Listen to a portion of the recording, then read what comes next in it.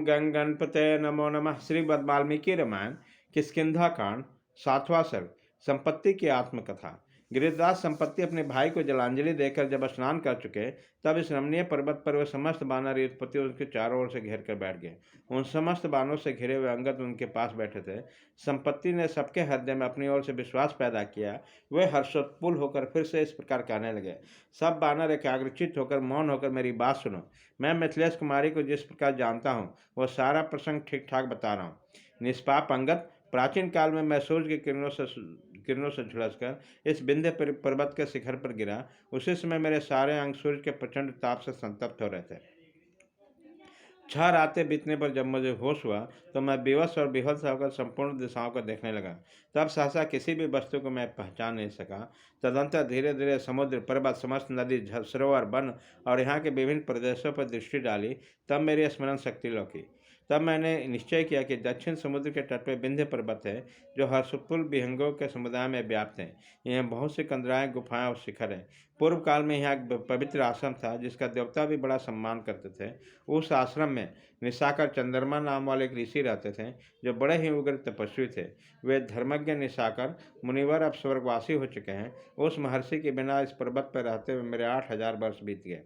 होश में आने के बाद मैं इस पर्वत के ऊंचे नीचे शिखरों में धीरे धीरे बड़े कष्ट के साथ भूमि पर उतरा। उसी समय ऐसे स्थान पर आ पहुंचा जहाँ तीखे कुश उगे हुए थे।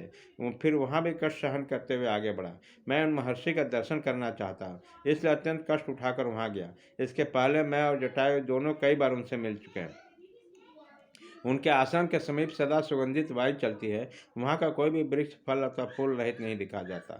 उस पवित्र आश्रम पर पहुंचकर मैं वृक्ष के नीचे ठहर गया और भगवान निशाकर की दर्शन करने की इच्छा से आने की प्रतीक्षा करने लगा। थोड़ी देर में महर्षि मुझे दूर से आते हुए दिखाई दिए। वो अपने तेज से दीप रहे थे और स्नान करके उत्तर की ओर लौटे जा रहे थे। उनका तिरस्कार करना किसी के लिए भी कठिन था। अनेकानेक ऋक्ष, हरिण, बाघ और नाना प्रकार के सांप उन्हें इस प्रकार घेरे आ रहे थे, जैसे याचना करने वाले प्राणियों को दाता घेर कर चलते हैं। ऋषियों, आश्रम के आया जानकर वो सभी प्राणी लौट गए। ठीक उसी तरह जैसे राजा ने अपने महल में चले जाने पर मंत्री से सारी सेना अपने अपने विश्राम स्थान को लौट जाते हैं। ऋषि मुझे देख कर बड़े प्रसन्न हुए और अपने आश्रम में प्रवेश करके पुनः 2 ही घड़ी में बाहर निकल आए। फिर पास आकर मेरे आने का प्रयोजन पूछा। वे बोले, सौम्य, तुम्हारे रोमे गिर गए, तुम्हारे दोनों पंख जल गए, इसका कारण नहीं जान पड़ता। इतने में भी तुम्हारे शरीर के प्राण टिके हैं। मैंने पहले ही वायु के समान वेगशाली 2 गिद्धों को देखा है। वो दोनों परस्पर भाई और इच्छानुसार रूप धारण करने वाले हैं। साथ ही वो गिद्धों का राजा थे। संपत्ति, मैं तुम्हें पहचान गया। तुम उन दोनों भाइयों में से बड़े हो। जटायु तुम्हारा छोटा भाई है। तुम दोनों मनुष्य रूप धारण करके मेरा चरण स्पर्श किया है। यह तुम्हें कौन सा रोग लग गया? तुम्हारे दोनों पंख कैसे गिर गए?